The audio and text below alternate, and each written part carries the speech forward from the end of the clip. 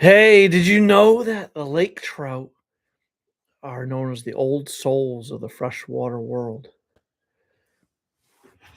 And how many of you actually know that lake trout aren't true trout? They're actually a char. They're related to the Arctic char, the brook trout, and char. They're known to have light spots, and dark backgrounds. They're dark-bodied fish with light spots.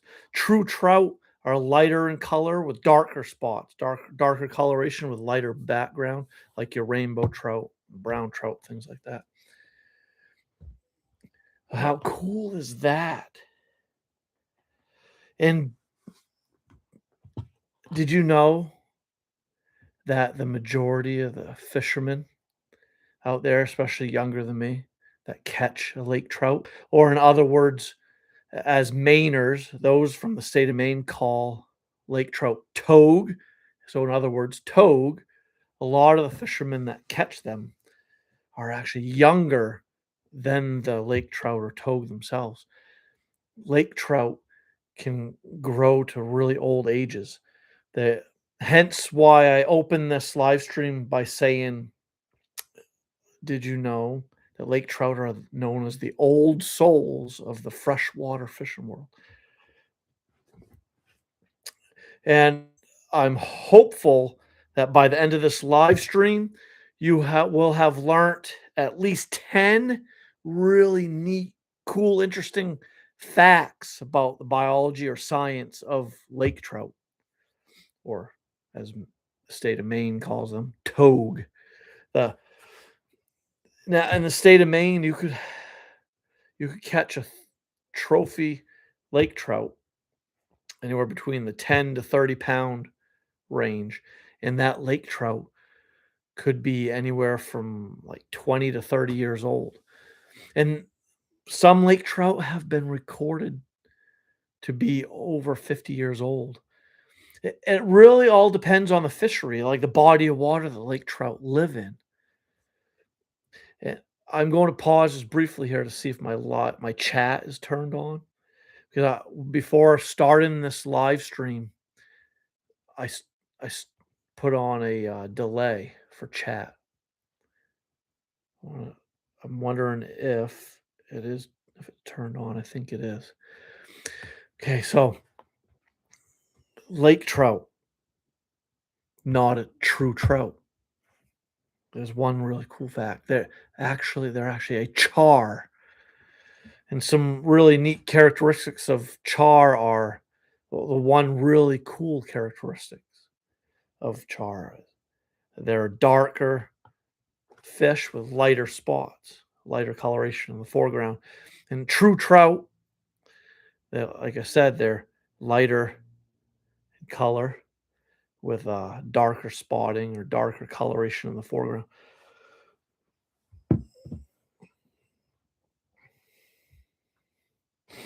And how neat is it that this fish can live to be 10, 20, 30, 40, and even upwards of 50 years old, if not older.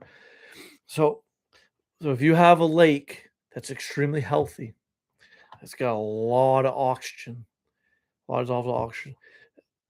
It, these and actually another really cool, interesting fact about lake trout is that they grow bigger in lakes with lots of smelt, with a lot of forage, a lot of other fish species that they prefer to eat. If that lake is holding smelt or cisco, a shiner, a yellow perch, whitefish, all these fish that lake trout love to eat, and there's a lot of dissolved oxygen, and this lake be in can hold temperatures below 50 degrees, then the lake trout can thrive and grow to really old ages. A lake and pond A lake pond could be 100, 200 feet deep in places, but could wreak havoc on the lake trout. The lake trout could die off if there's not a lot of oxygen and not a lot of forage for them. The larger and older a lake trout gets, the more they rely on other fish for food. They predominantly feed on other fish. The bigger and older the lake trout get. Your younger lake trout, like under 20 inches, might feed a lot on your algae and like your phytoplankton, zooplanktons, all your like microscopic organisms in the deeper parts that actually are suspended in the water columns and at like 50-foot depths or deeper. Eh, So I don't want to get too far ahead of myself. I want to make sure that I'm touching on all the cool facts. I'd like you to learn at least 10 really cool, interesting facts ab- about lake trout before the end of this live stream.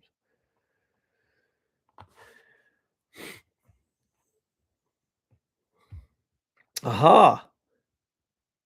Here we go. Mr. Jason, burbot, brown bullhead, him. Oh, yeah, very true.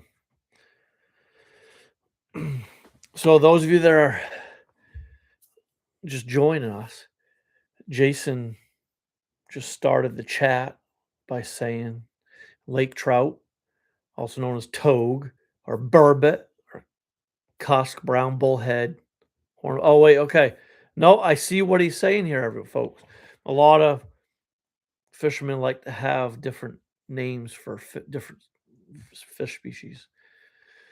You know, some people call brook trout square tails or hornpout bullhead. Let's see, the brown bullhead is a name that some people call the hornpout, and let's see, burbot.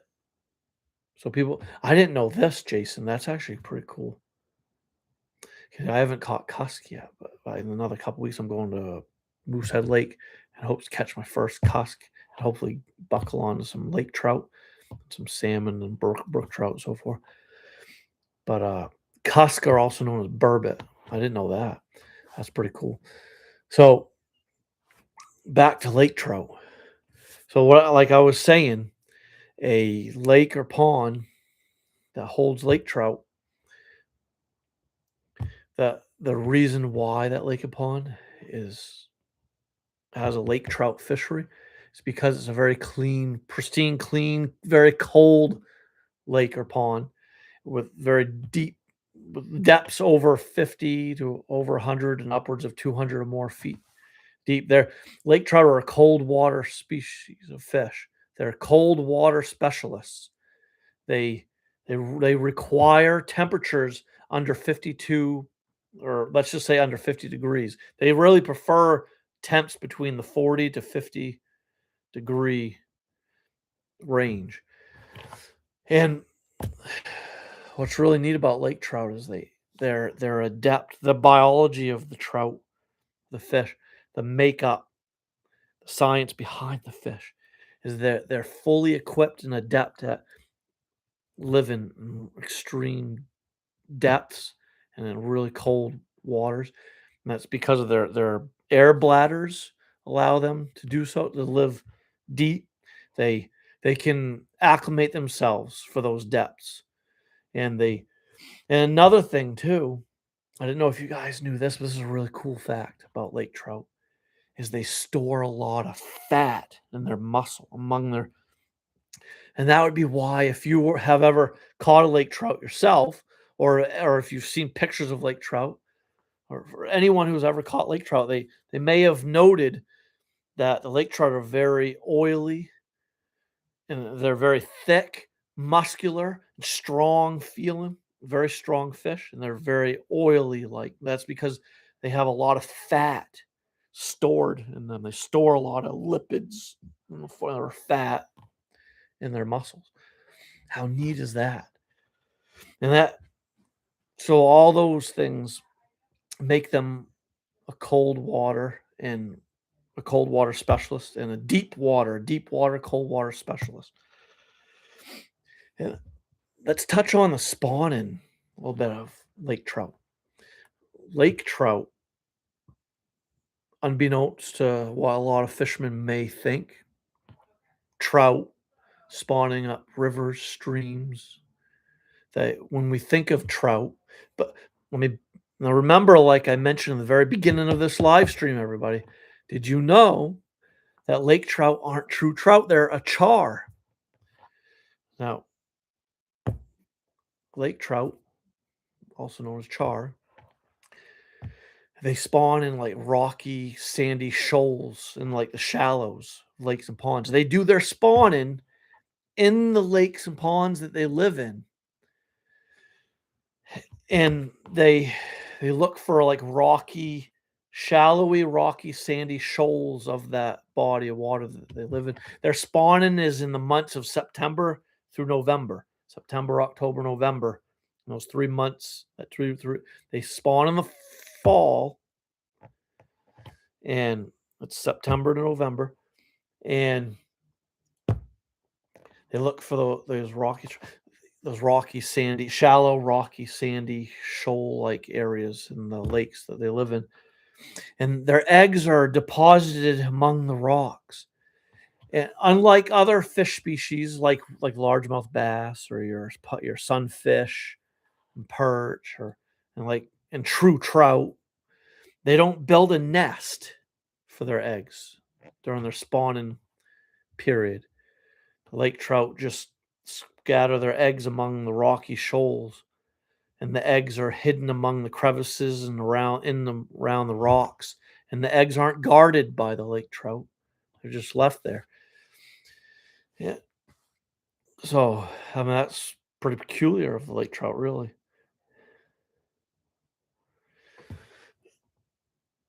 So let's see, what have I missed? Yeah. So back to the age and size that lake trout can get. The reason, some of the science behind and the reason behind why lake trout can grow so big and live such a long time is that they have slow metabolism, like year round.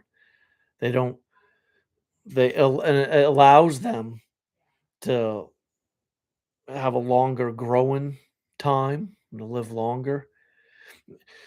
Now, you could have a 10-pound lake trout that you caught, and it could be 20 years old.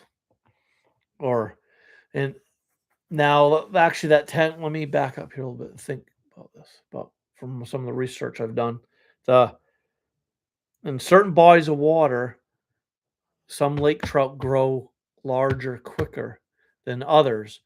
And that's if, like, like I mentioned a little earlier about some of their diet, some of the things that some of the other fish that lake trout like to eat.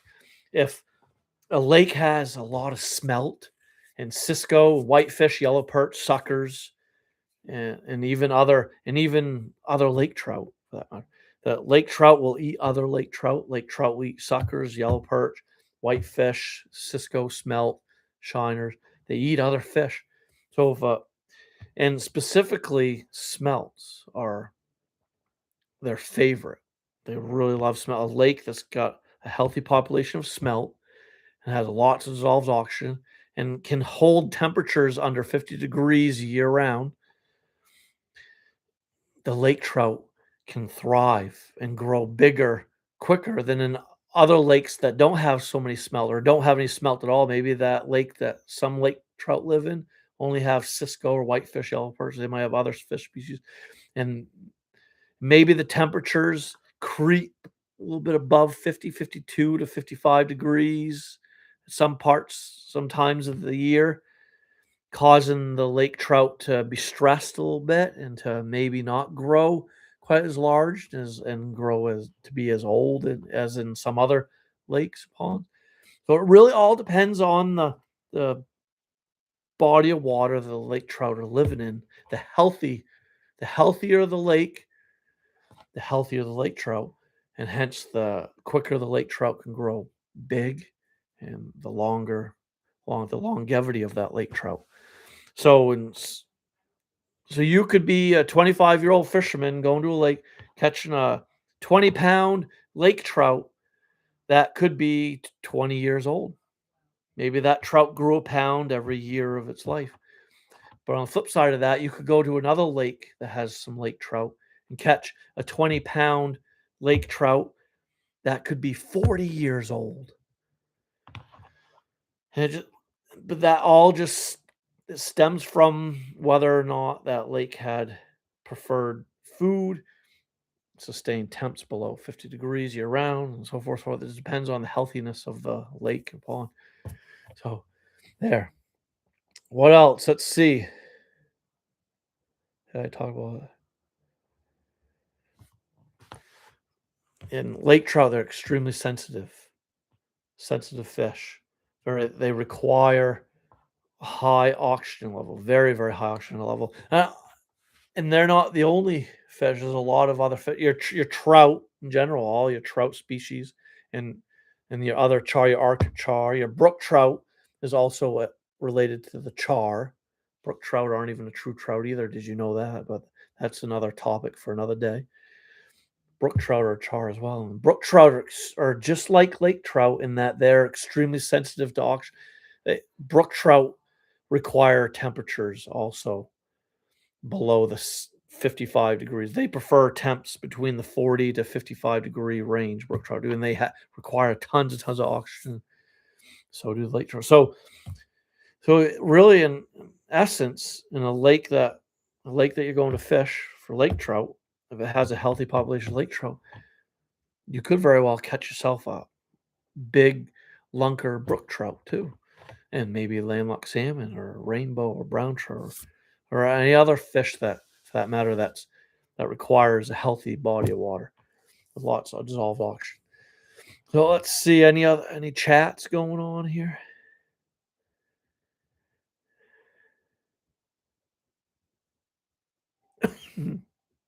Nice. So Jason says, so Jason just mentioned everybody that in the Meat Eater article that he read, the lake trout was listed as number 5 for the most challenging species to catch ice fishing. So, and actually, that brings me to the fishing tactics for these buggers. So,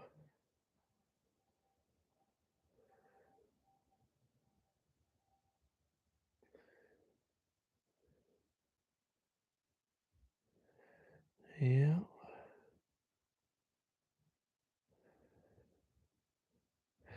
So some sources that you can look up to go and learn more about lake trout and to back up these things that I said are like the Maine Department of Inland Fisheries and Wildlife, U.S. Fish and Wildlife Service, Maine Department of Inland Fisheries and Wildlife. You can go to their websites, look them up, and you can learn about all the different fish species in the state of Maine and lake trout. And some other cool, the Ontario Ministry of Natural Resources, the Great Lakes Fishery Commission, academic fisheries textbooks. These are all sources that you can look up and go to their websites to learn more about the lake trout and other fish species and stuff. So now, so Jason brought up a good point in relation to an article that he read. Lake trout are a very tough species of fish to try to catch ice fishing and during open water fishing for that matter. The most folks that are succeed at catching big trophy lake trout or togue in the state of Maine, they equip their boats with downriggers, the downrigger setup to be able to troll real deep, to troll to depths of 100 to 200 feet deep in this during open water season, where these lake trout will be holding, where these lake trout are swimming around in water temps of 40 to 50 degrees, and where they're eating smelt and cisco and yellow perch and whitefish and other fish species and other lake trout for that matter.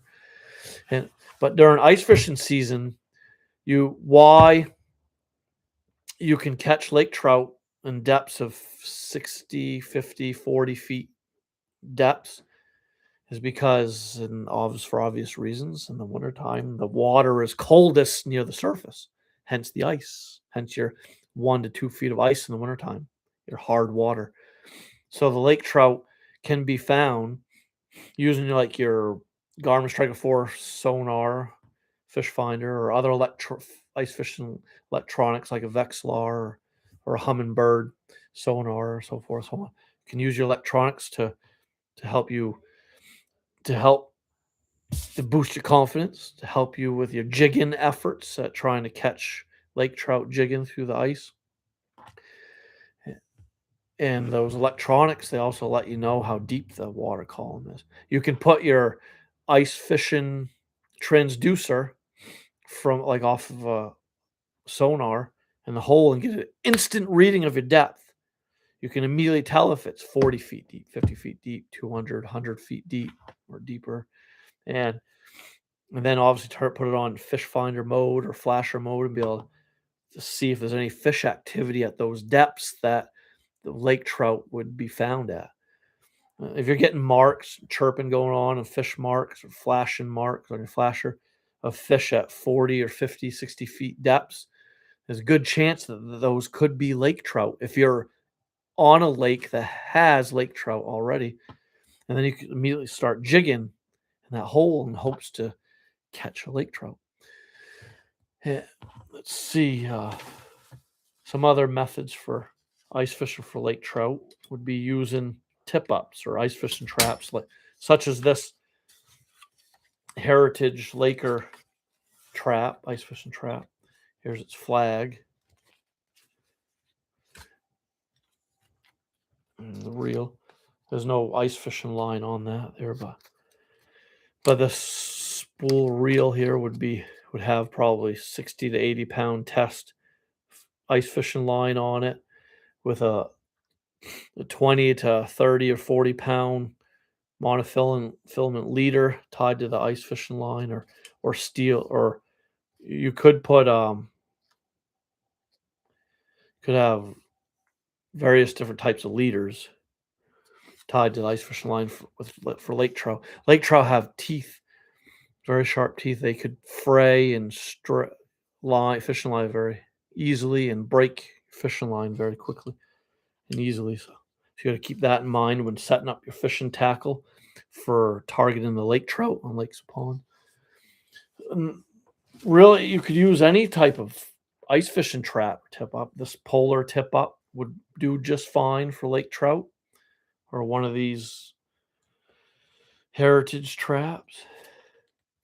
Jason, tell everybody what type of trap you prefer. It's what'd you call that trap again?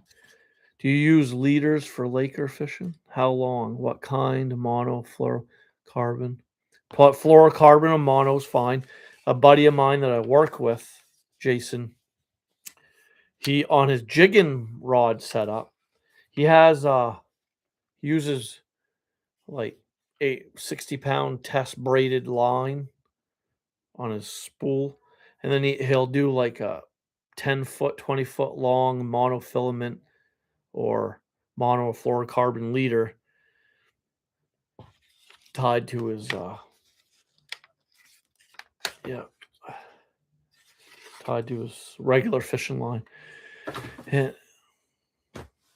But yeah, I always have a leader, some form of type of monofilament or fluorocarbon type leader tied to the end of my ice fishing line, especially when fishing for like pike or pickerel or lake trout, or all your trout have very sharp teeth, lots of teeth, or well, all fish have some form of teeth, or their mouths are known for fraying fishing line when fighting a big lunker fish. And so you want to have a pretty heavy duty line when going after the lake trout. You don't want to buckle onto a 30-pound trophy togue and have your line snap on you. That would be devastating, heart-wrenching and devastating, to say the least. Oh boy, let's see here. Any questions about lake trout? Anybody? Want Jason could chime in here to share some tidbits of information. I'm going to pause briefly to get a drink of water and to wait for some chats to come in. Look at that, I can type away. How's everyone doing tonight?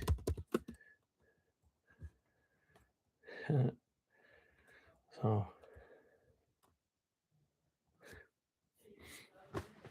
I mean, I breezed through those facts about lake trout. They, let's see, I've only been live 25 minutes. Let's see here, everybody.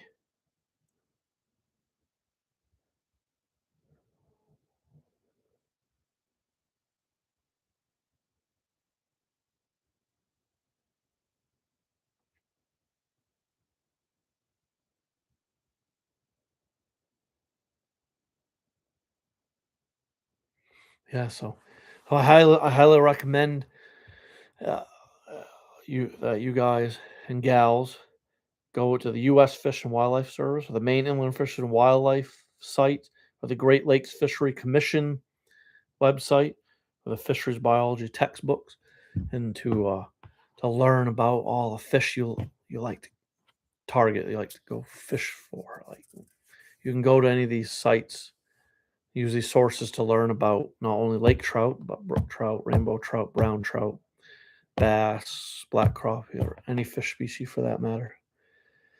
So, oh yeah, that's right. So the beaver dam tip ups. I'm going to bring up a picture of that for all of you. Actually, hold on, everybody. So Jason, buddy Jason, he uses the beaver dam ice fishing traps, tip ups, and if I go to his email, let's see here, best day. Yeah, maybe this is it right here.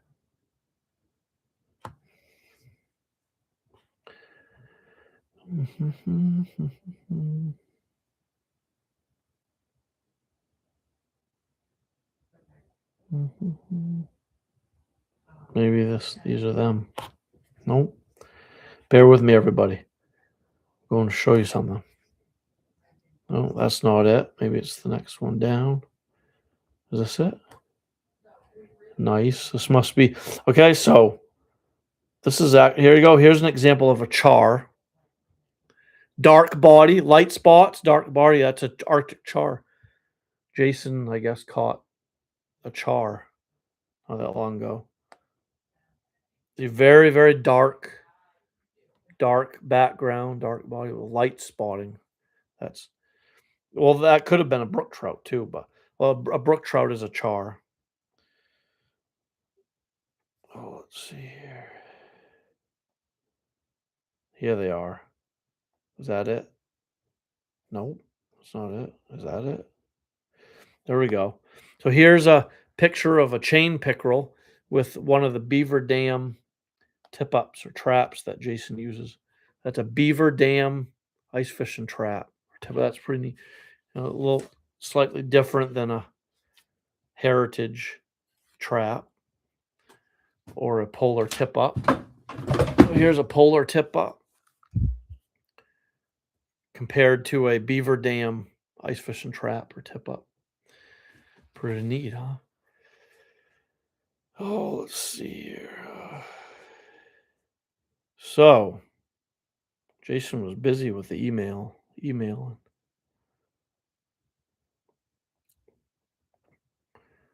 See what was this pictures of? Nice. So what's this picture of? Oh, that's a tiny little chain pickerel. Oh, congratulations, Jason, by the way, on catching a brown trout. So look at that. Nice brown trout, everybody. Jason caught ice fishing. Oh, he's a beautiful fish. Yeah, you can. I wonder. Oh, let's see. Are any spotting on the adipose fin? There is a spot. Okay, so hold on. Let me look at his maxillaries. It could be a small landlocked salmon, but I've got to hold on. Bear with me. I'm going to Yeah, because there is a notch, slight V in the tail fin. There is spots on the there is a spot on the adipose fin there. Oh, that probably is a brown trout. But anyway, nice little fish right there that Jason caught, everybody. Okay. So, anybody have any questions? Any chatting going on here? Hmm. That was a brookie. Oh, okay. Yeah. So I kind of thought so. Thought that was a brook trout. But brook trout are related to char. They're a type of char anyway. So so you can yeah, char, brookie, lake trout, char, whatever. They're all related. Oh, let's see here.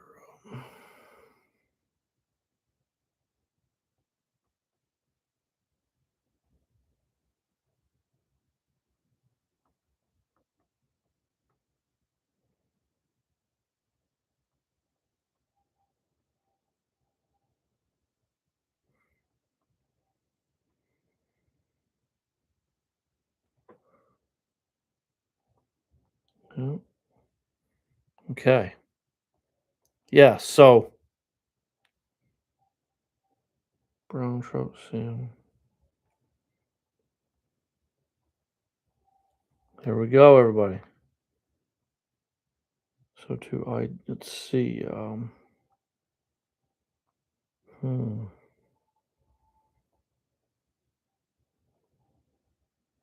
So brown trout.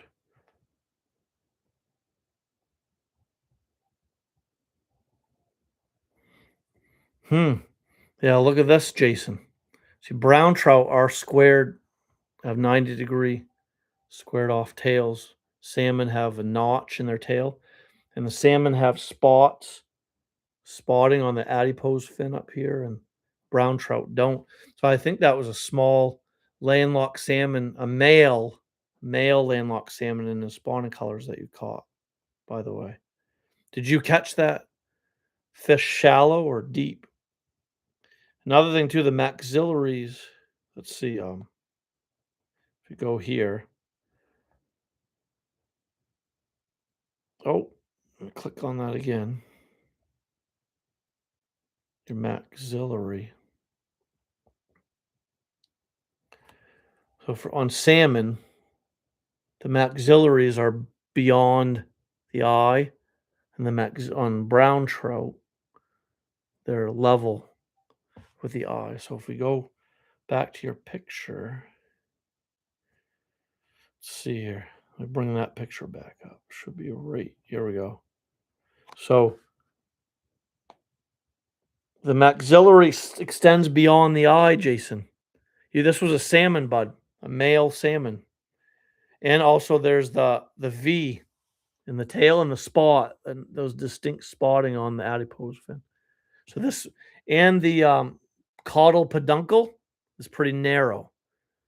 On salmon, this caudal peduncle between tail fin and the adipose fin there, the that's your the tail fin's called the caudal fin. So the caudal fin has a little notch or V in it.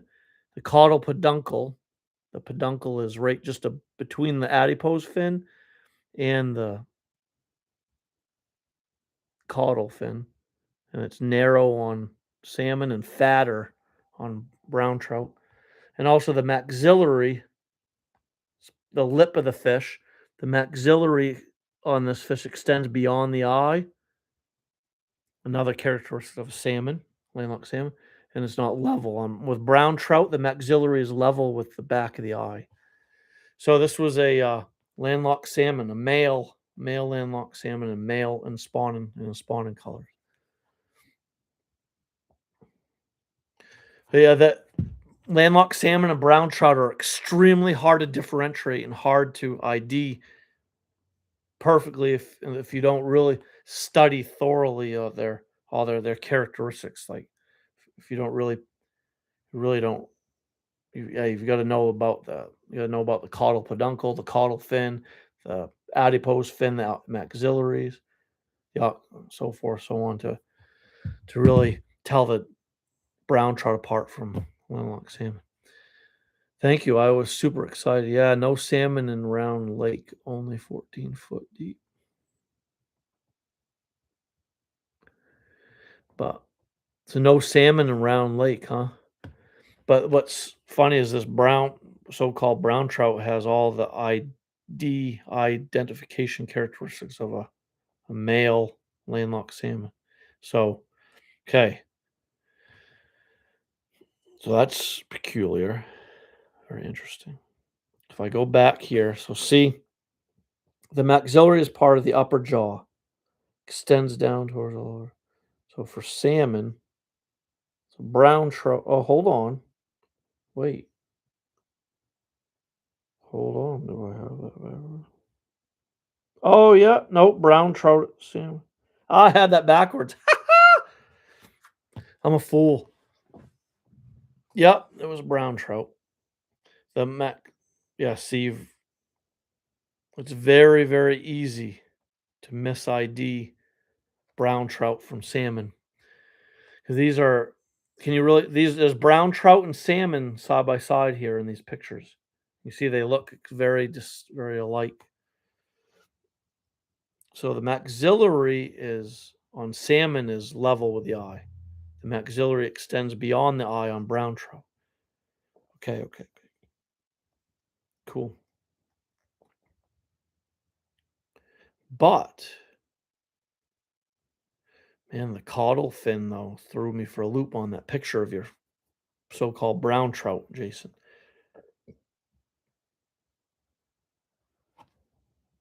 But I guess it was a brown trout. Man, what a debate we're having here.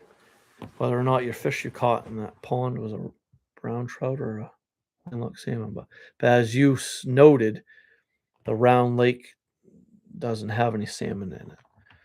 That is number one fact that help ID that fish. That if there aren't any salmon, then what else could it be, right? Had all the other characteristics of a brown trout. Neat.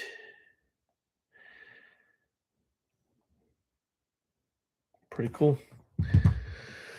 Oh, let's see. Did I miss any other emails that are with cool pictures? Some pickerel pics. Let's see what else.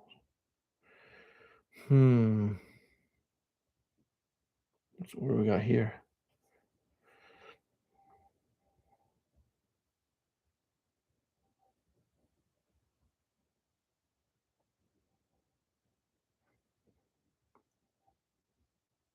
Nice.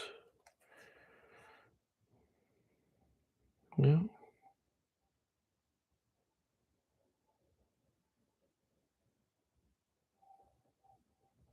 Oh, those are cool ice fishing traps, everybody.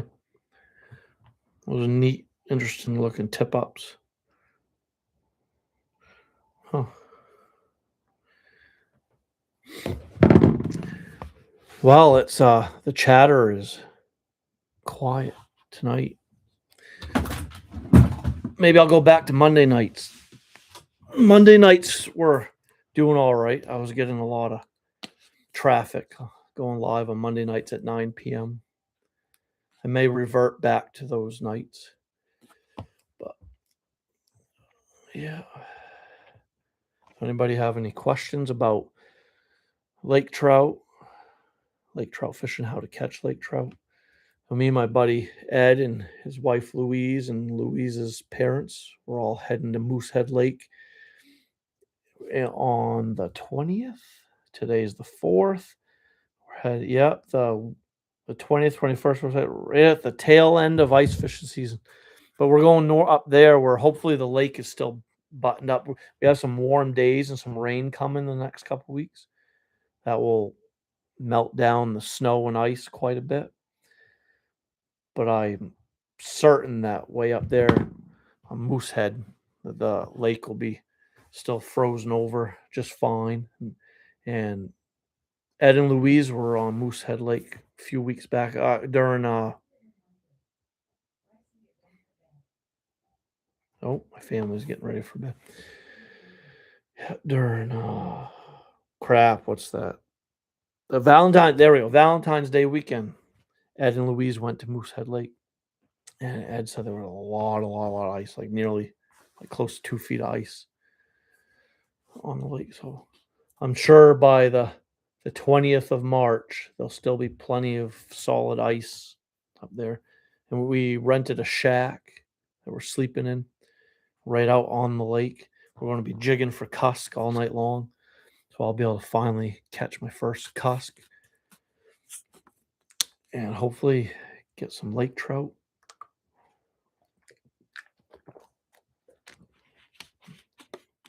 So anyone else venture out onto the lakes and ponds for lake trout this winter? Let us know in the chat. Please share your fishing or hunting success stories with my email, wildmaine_outdoors. Here we go. I'm typing it down here for everybody. wildmaine_outdoors@gmail.com. So that I put it in the chat. wildmaine_outdoors@gmail.com. Send your fishing or hunting success stories along with some photos so that I can use those stories and photos during the live streams on Wednesday nights starting at 8 p.m.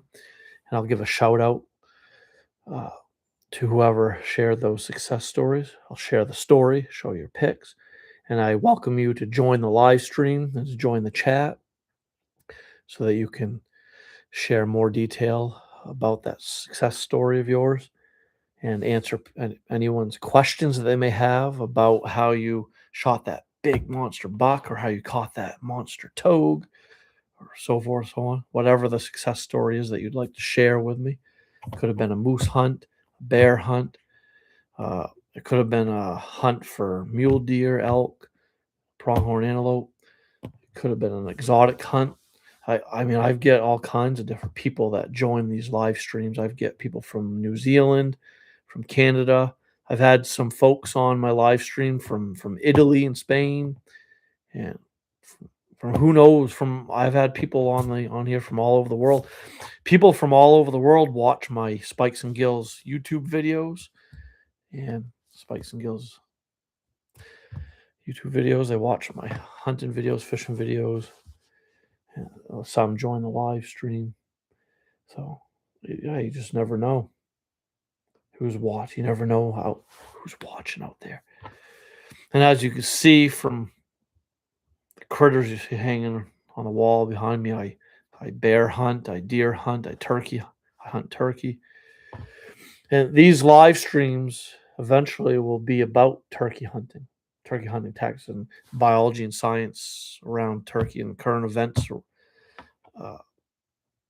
Turkey, eastern wild, northeastern wild, turkey, current events and hunting tactics, tricks and secrets for turkey, so forth, so on. And it'll be storytelling and question and answer about turkey and turkey hunting, turkey in general.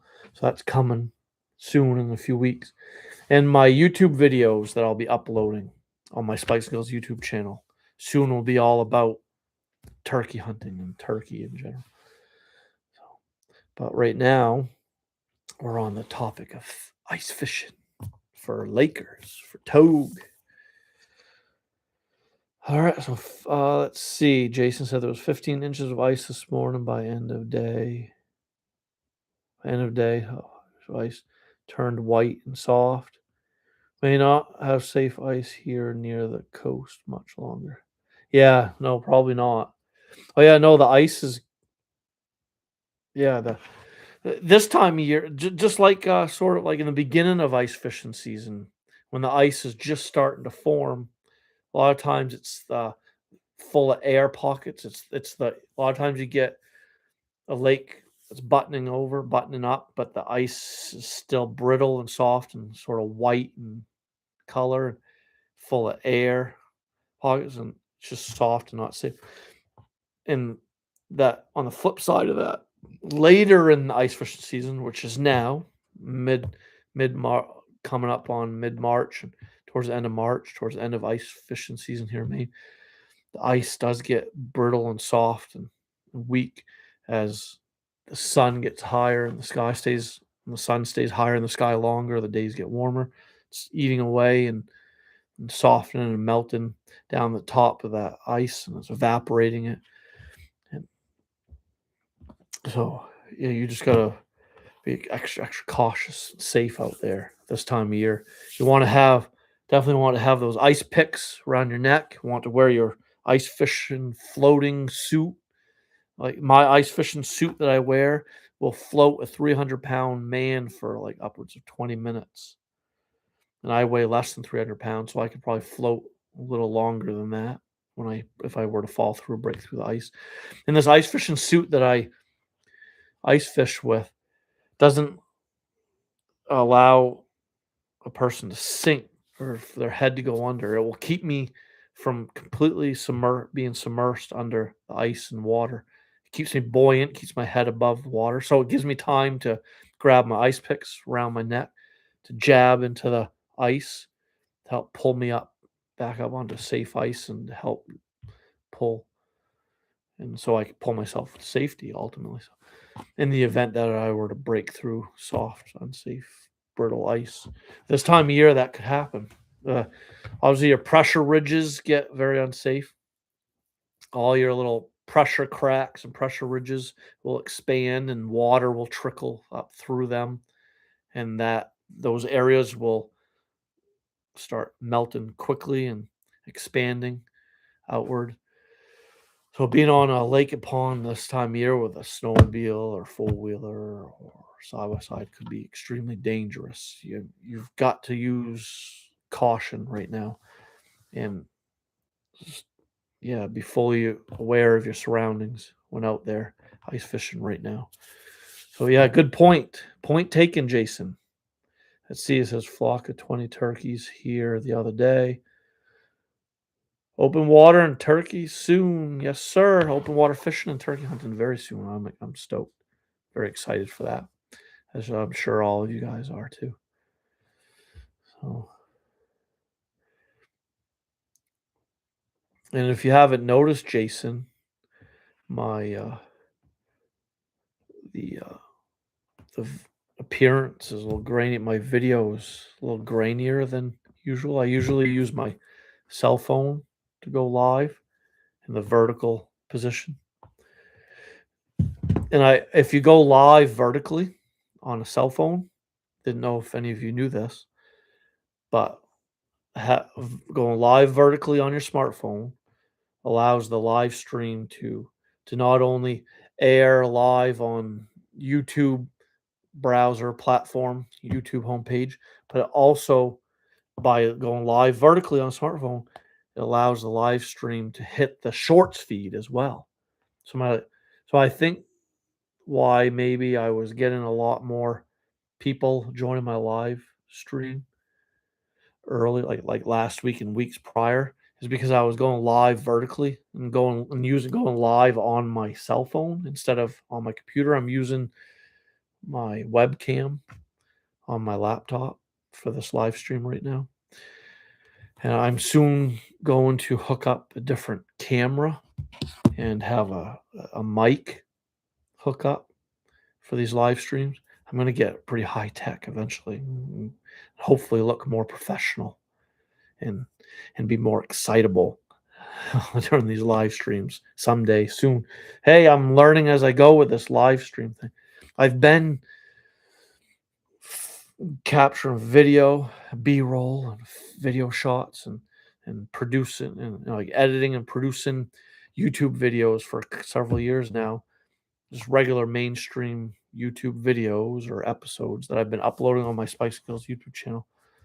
Been doing that for a while. A lot going live is fairly new for me. These live streams I've been trying out for the last year, almost 2 years. But it's a good way to grow when you're in a growing phase with a YouTube channel like I am. I only have a little over 3,000 subscribers. I'm still in the growing phase of my channel, Spikes and GILLS YouTube channel. And going live, it is very helpful. And that it helps to build a community around my channel.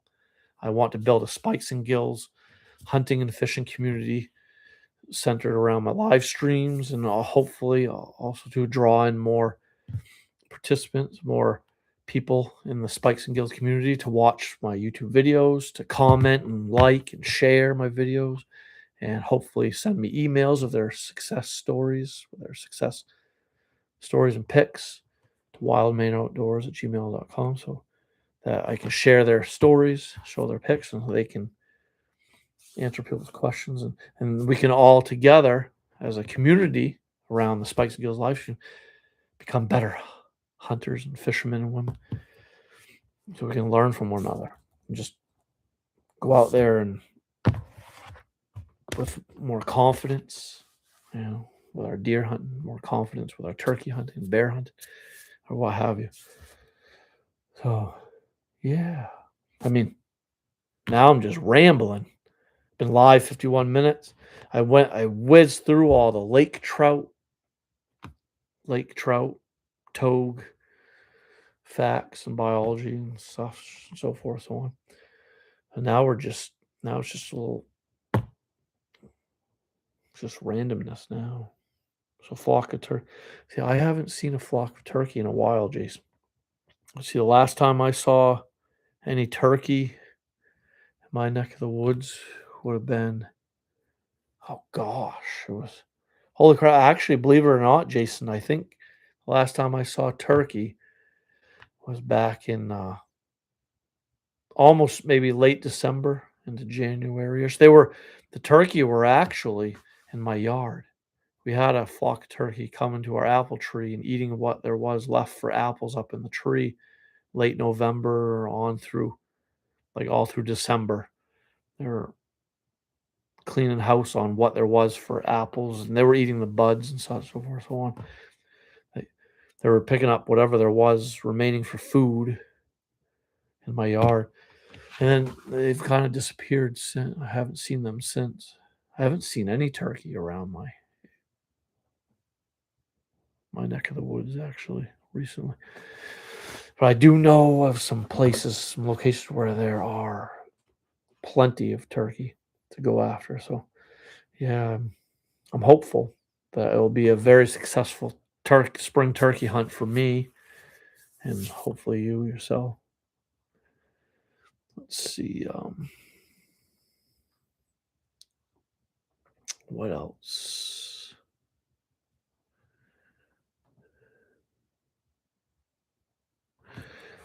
So, hello, hello. Oh, let's see here. What's this do? Okay, that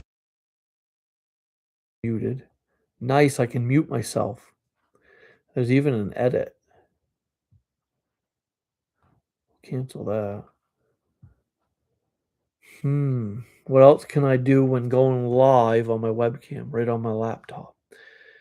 As I just mentioned, everybody, I'm fairly new to this live stream thing.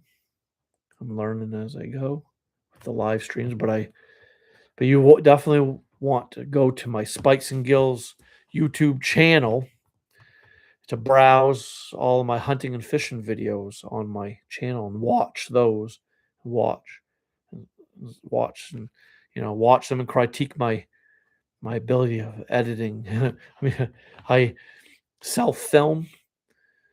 I get the B-roll shots I might need. I do the talking head kind of commentary on camera. I capture the hunt, capture the fishing action, and I produce the video. I think of brainstorm of ideas of how I want to make the video, what I want to make the video for, whether I want it to be a how-to instructional or a product review type video, or just strictly a hunting entertainment video or a fishing entertainment video.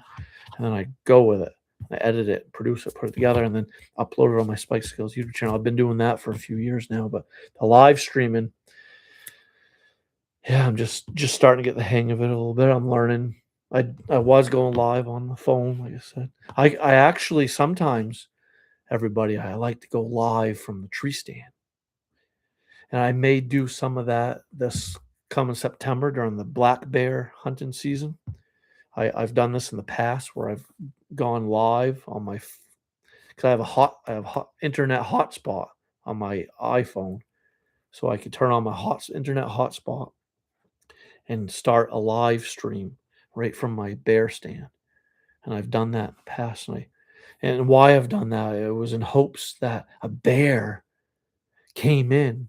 So I what I would do was I would start the live stream like an hour before dark or an hour and a half before dark and keep the live going. And I'd whisper and I'd show my sight, do a little whispering on the live stream, and just hope everyone that was joining me live was on standby and waiting and hoping, being patient for the black ghosts of the forest, for the black bear to materialize out of the thick forest to my bait site. I was hoping to capture all that live. I might try that again this year.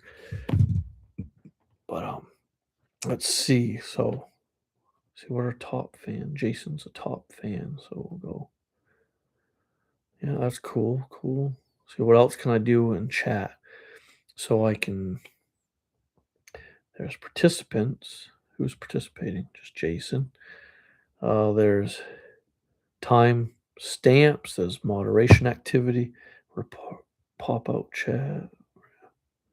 Pop out chat. What's that do? Nice. Very cool. Very cool. Slow mode is on. Interesting. So we want to do. How do I go back? That's too funny. Um. Oh, let's see. The heck? Hmm. So we want to.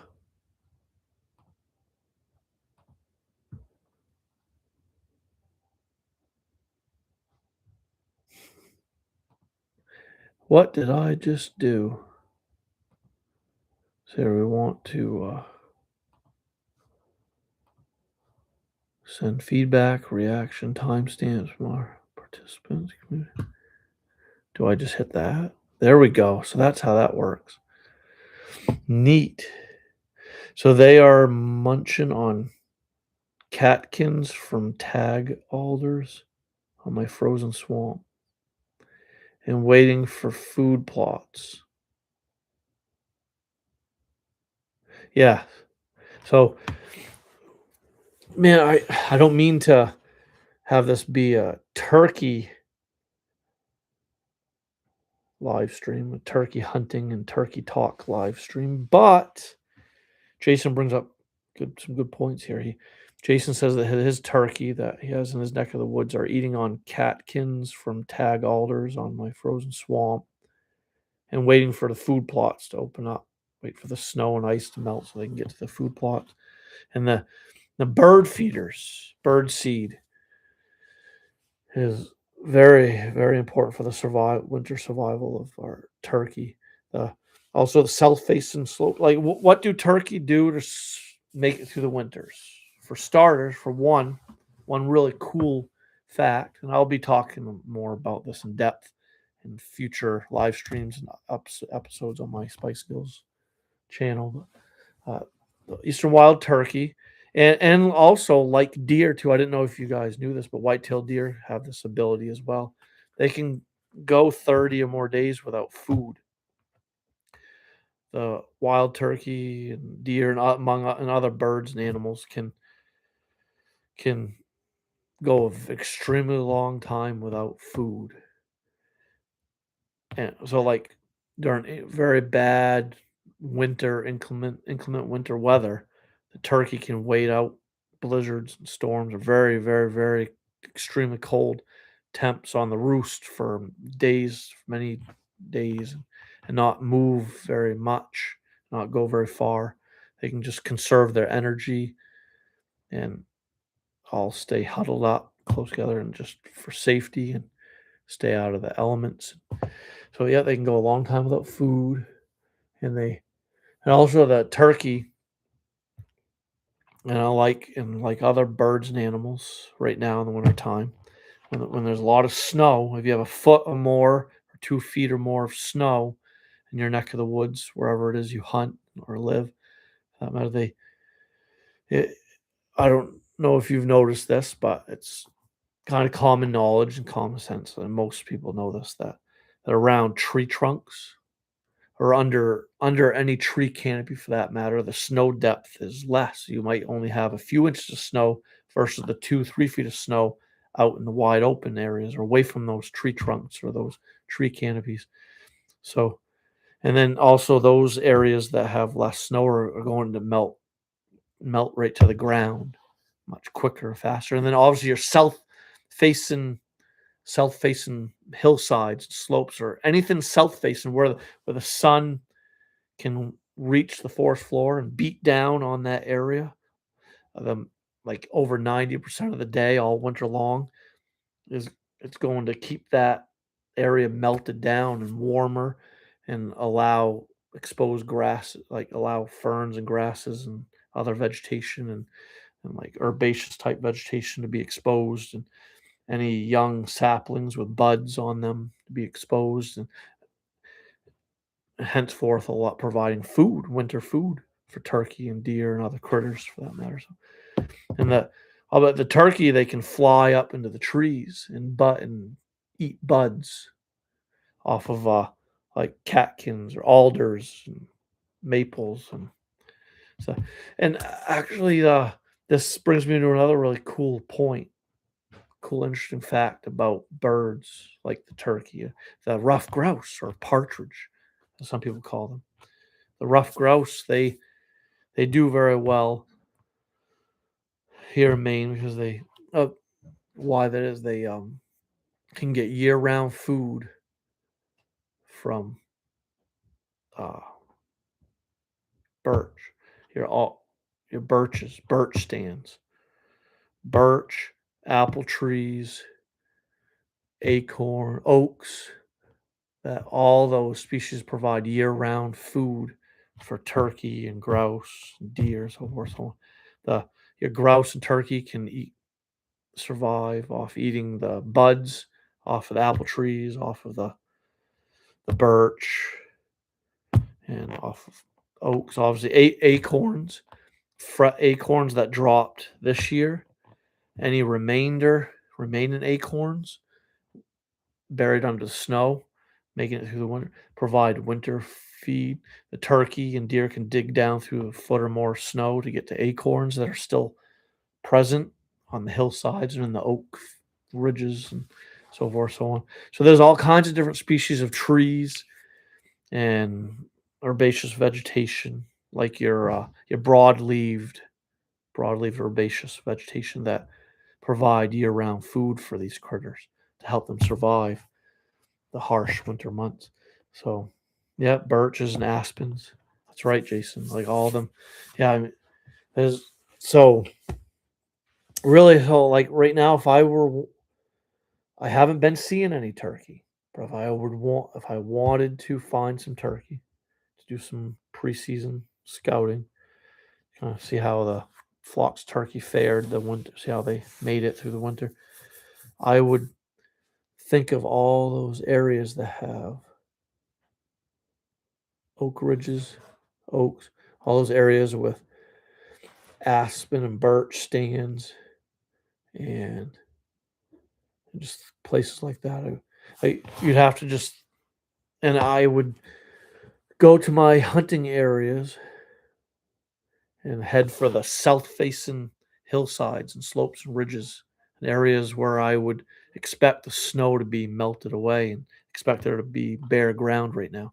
I mean, there's places where there's still 2 to 3 feet of snow in the forest, and especially with all the snow drifting and blowing around, there's snow drifts that are still 4 or more feet deep. So you you do well right now to do your scouting efforts in the areas that, um, yeah, that pretty much have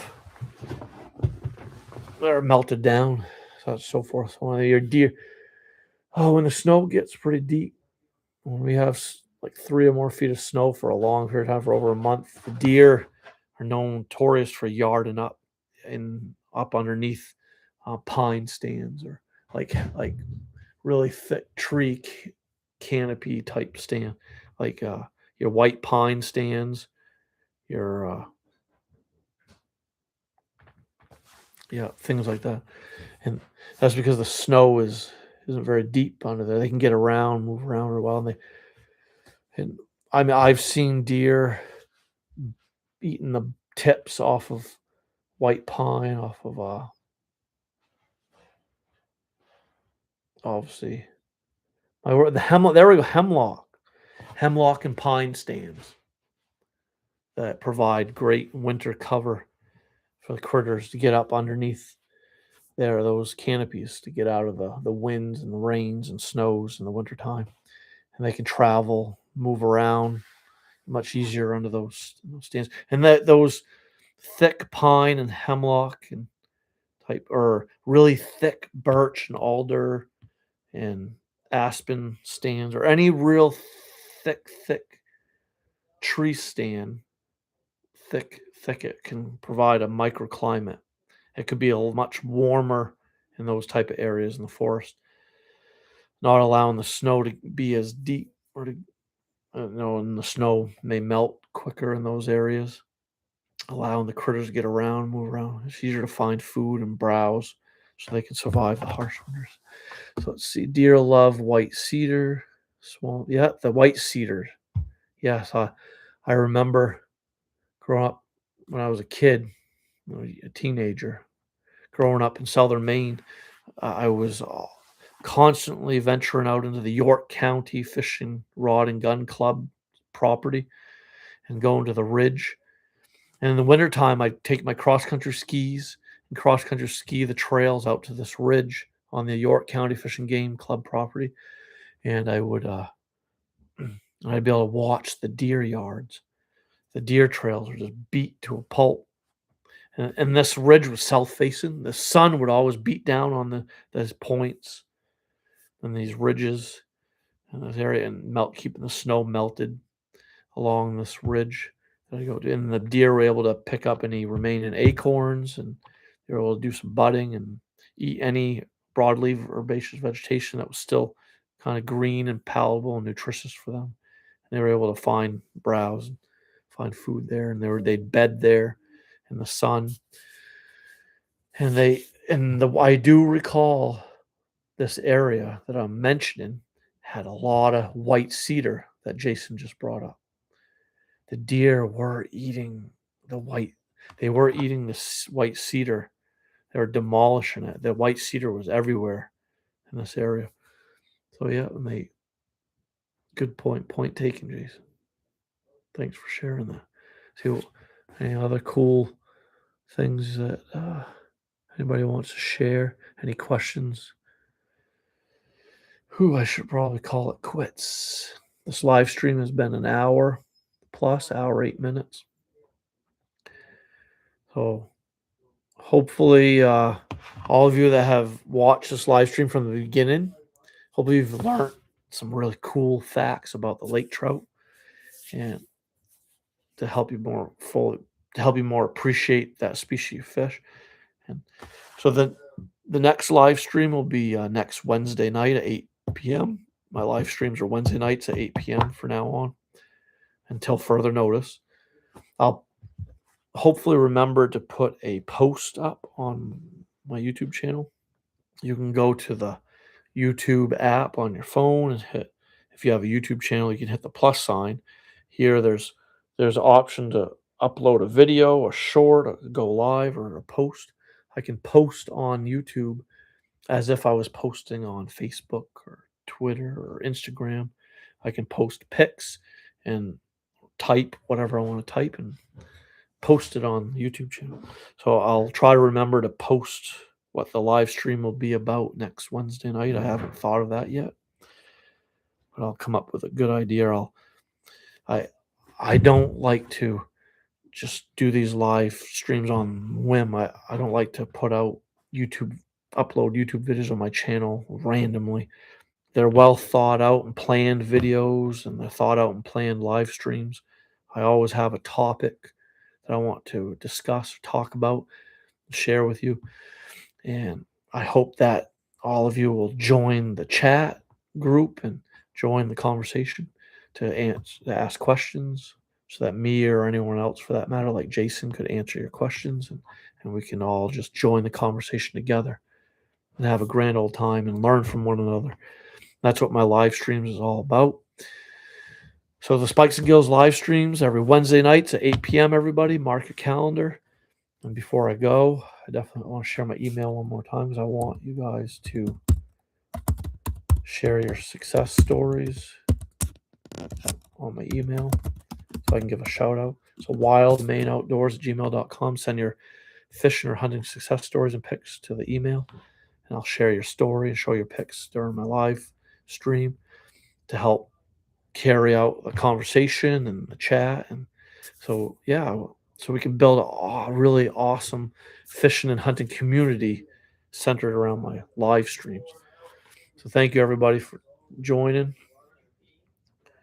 So next Wednesday night, 8 p.m., I go live again. Hope to see you all here. So until then, please everybody be safe out there on the hard water. There's a lot of melting going on. There's some warm days and rains coming ahead. It's going to melt a lot of ice.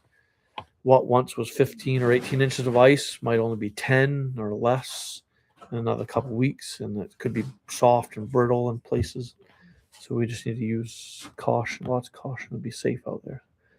Best of luck, everybody, your next ice fishing adventure.